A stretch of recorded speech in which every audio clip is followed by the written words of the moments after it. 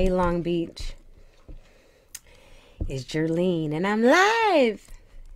Okay, it's late. Folks are probably already in bed. It is May 31st at 10:30. Oh, it's not that late. It's late, but it's not that late. So it's been a while since I've gone live.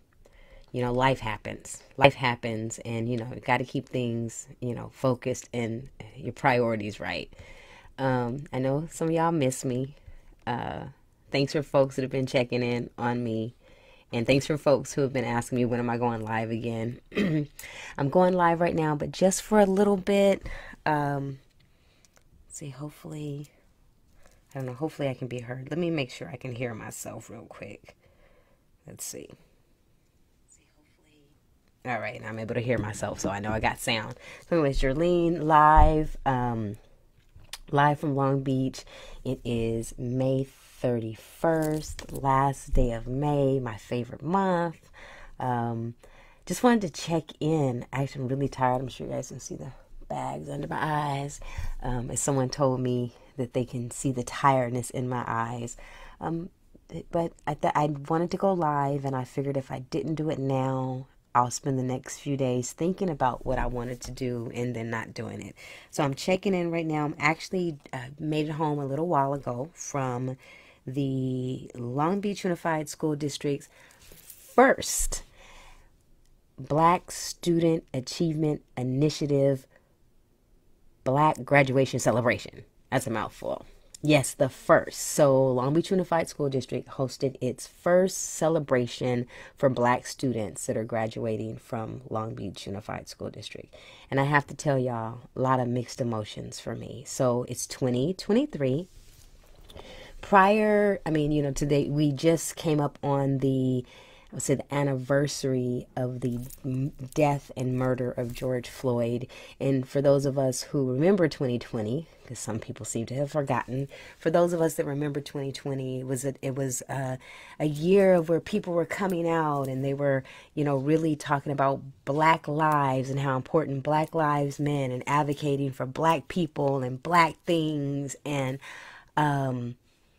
it's been 3 years now, and it seems like some folks have forgotten. Yet I have to say, when I was sitting in that celebration today, I was thinking about 2020, what happened in 2020, and the advocacy and the organizing and the voices that came out in 2020 to really advocate and fight for Black people and calling for equity.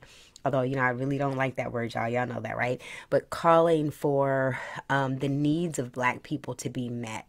And I know one of the things that I've been doing way before 2020 was talking about the needs of Black students being met. So in 2020, a lot of people turned out, showed up at board meetings, was calling for more better education for Black students, right? More focused.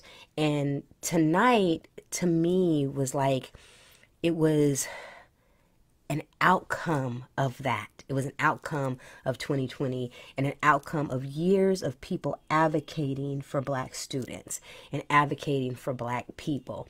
And for many years, I remember going to leadership in Long Beach Unified School District and asking for things specifically for Black people and being told, oh no, we can't do that. Oh no, we can't do that. That's you can't do that. That's not legal. And one day asking, well, where does it say it can't be done? Show me in writing where it can't be done.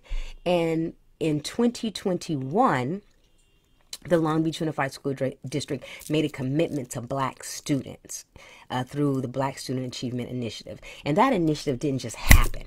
It didn't just happen. It happened because people were putting in the work and asking for the needs of Black students to be met. So today, to me, was an outcome of that.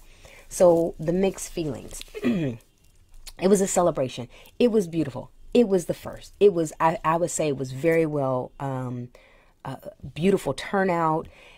Program was a little long.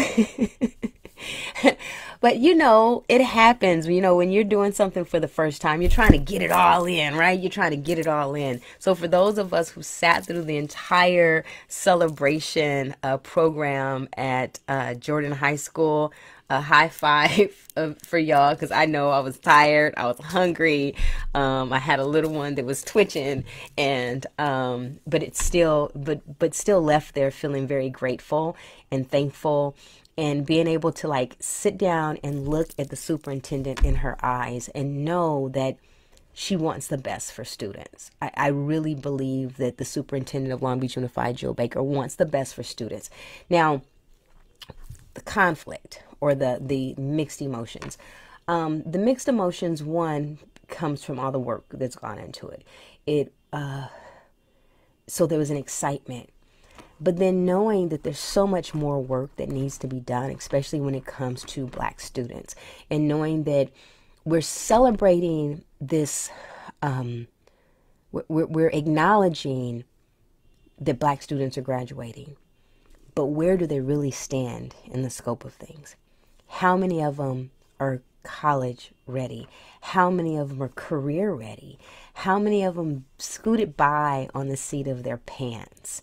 When you look at the data across Long Beach Unified, Black students were doing poor before the pandemic. And after the pandemic, it just went, there was just a greater decline. Now, there had not really been too much of an increase in success with Black students over the years, but to actually see the decline happen after the pandemic is frightening, very frightening. So for me to be able to sit in there, right, and see all these beautiful faces, right, all these beautiful young people, and then thinking about the data and what the data looks like, and wondering how many of those students did not really have their needs met while they were attending school. And so more emotions, right? I'm a parent. And if you've been following my posts lately, I've been just a little bit of information and sharing some of the struggles that I'm having as a parent of a high schooler. But what's happening for years, I have been, where is it? It's for years, I have been, I would say, reading the theory, right? The theory, the plan of what's expected for Black students. But I'm living it now. And when I say I'm living it, I have 4 children. My oldest is 21. He went to a charter school. My oldest went to private school, then charter school, graduated from a charter school. My daughter, who is a senior, who today attended the celebration, she went through private school, then public, then charter, and then into a high school, into one of the smaller high schools in Long Beach. So my oldest 2, their education has been a little bit different. They've had smaller campuses. They had more focus, and the experience has been different. My 9th grader, it's been rocky. It's been rocky. And, you know, as I shared, like, he has not been doing so great in the classroom. And what I think about is going back to what's on paper, right? What the district says it's going to do. And I'm realizing at the school site, that's not happening. I'm seeing it. It's not happening. It's not happening for my child. And because I'm out here communicating with other parents and trying to get other parents engaged in the process, I'm wondering, I'm like, man, my child's not the only one. So here it is. I'm facing some challenges as a parent of a Black child in public school in Long Beach, and then I'm on the other side watching this celebration, and there's this cognitive dissonance that's kind of going on, and it made me feel really emotional sitting in there, and part of me just joy, and the other part of me just this pain. And there's so much. I'm not going to spend much time more. I'm not going to talk about that too much. I need to dedicate time to talk about that, but parents, Black parents, in the process, we have to put in more time than the celebration. Okay? The celebrations feel good. The celebrations are fun. But as much energy as we put in celebrations, we have to put into our children. And sadly, we can't solely depend upon the public school system to do it for us. I've been in my son's school so many times in the last few months, and I'm observing the other children, right? I'm observing them, and I'm like, are their needs being met? Have their parents been up to the school? Do their parents have time to come up to the school? Their parents understand the process. So these are the different things that I'm thinking about as I'm up there advocating for my kid. Now, mind you, I done showed up in my son's office and I done broke down in tears. I done broke down in tears so many times that that seems like the staffs had to tend to me as a parent, but they know I'm there because I want what's best for my kid, right? And it's a struggle. It's a struggle because we have these expectations for our children, and then the system has expectation for our children. And honestly, sometimes these expectations are not even realistic. They're not. They are not realistic. So again, I'm thinking about like the value of public school right now, like what our kids really learn. But anyway, I just wanted to come online because, like I said, folks have been asking me when I'm gonna go live again. I have been paying attention to the politics here in Long Beach. We're about to kick off political nutty season. Actually, it's already kicked off. I'm watching it. I'm thinking about like what kind of conversations can be had. We'll continue with dialogue that's going to help educate community on how to make a really good decision when they get ready to vote come next year in 2024. Something that is so important for us, at least to me, is us paying attention to what's happening within our education institution. Unfortunately, and I'm going to say this, and I'm going to come back to this, Long Beach Unified currently has leadership, and I'm gonna say I'm gonna make a blanket statement, although it's not completely accurate for all of our representatives. But Long Beach Unified has leadership, elected leadership, that is not advocating for policies for students, not just for Black students, but just students in need. They're taking up some space, but they're not advocating for policy. And everything comes down to policy. The policies at the school site, the policies in which the money has to be spent. It's really all about policy. And I know some people get turned off when you start having that conversation at that level, but I'll give an example. And this is something that I'm trying to figure out the connection to. So my child has been tardy for class multiple times, tardy. So a policy at the school site is when a child is tardy. So if they literally are 5 seconds too late, they are turned away at the door.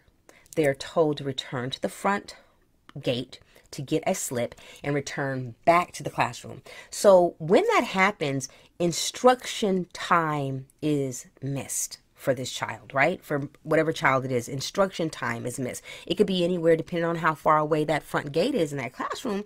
It could be anywhere from 6 to probably 15 minutes, depending on how slow our children walk, because they walk like they molasses. They walk super slow anyway. That's instruction time missed. When that child shows up to the classroom, the class is disrupted. Other children's instruction time is disrupted. Now, that is a policy that's at that school site. But what happens when these kids accumulate so many tardies over a period of time, the school has to earn that time back. And the way they earn that time back is these kids have to go to Saturday school, because it's really all about when children, the school districts get paid based up on attendance. So many tardies is like being absent. So the school tries to make up by having kids do having Saturday school or detentions or something. They try to make up that time. That's a policy. And that policy is driven by money on the tail end. The district wants to get paid, right? So so these kids go to Saturday school so that district can say that I got another day of attendance and that's another day of payment, right? But it goes back to that child being 5 seconds late for a class to get sent out and sent back, lost instruction time. Well, what happens when kids lose instruction time? They tend to do poorer in the classroom. So it's like this circular thing, right? So I have not seen any of our education leaders talking about like real policy that affects our children in the classroom. I've not seen a single one of them go to the state level and advocate for anything for students. I've not seen that. I don't know if I've ever seen that. Not that it hasn't happened, but I haven't seen it. So anyway, I'm gonna touch more on that at another time. I just wanted to pop in. I'm still here. I'm still breathing. I'm still in the fight. I'm still advocating for community. Tonight was a beautiful celebration Long Beach Unified hosted. It is not enough. It is not enough. It is not enough. Black students are still failing. Black students are still at the bottom. And the one thing that I kept thinking about through that entire ceremony today, of all the young Black students across the district that will be graduating out of high school this year, how many didn't make it? How many of them started 4 years ago and never made it to today? And what happened to them? And where are they? And where did the adults fail them? And how do we change that around? Because I'm thinking about those other kids as well. So anyway, it's Jerlene live. Just a little bit of a parent education ramble. I'll definitely be back. And that's it, y'all. Good night. Like I said, it is May 31st. And hope to see y'all again soon. Good night. Or good morning, or whatever you're watching. Oh, and if you're watching this, please let me know that you've been here. Give me a thumbs up. Give me a thumbs down in the comments if you didn't like the commentary. Drop a comment in if you think my message is worthy, if you think my message is worth sharing with other people. Please share it. I often run into people and they let me know that they've seen the message, but they don't let me know that they've actually been here, right? And in this virtual world, it's ran on algorithms and numbers and stuff. And those numbers and that algorithms and how far a video goes is based upon the viewer.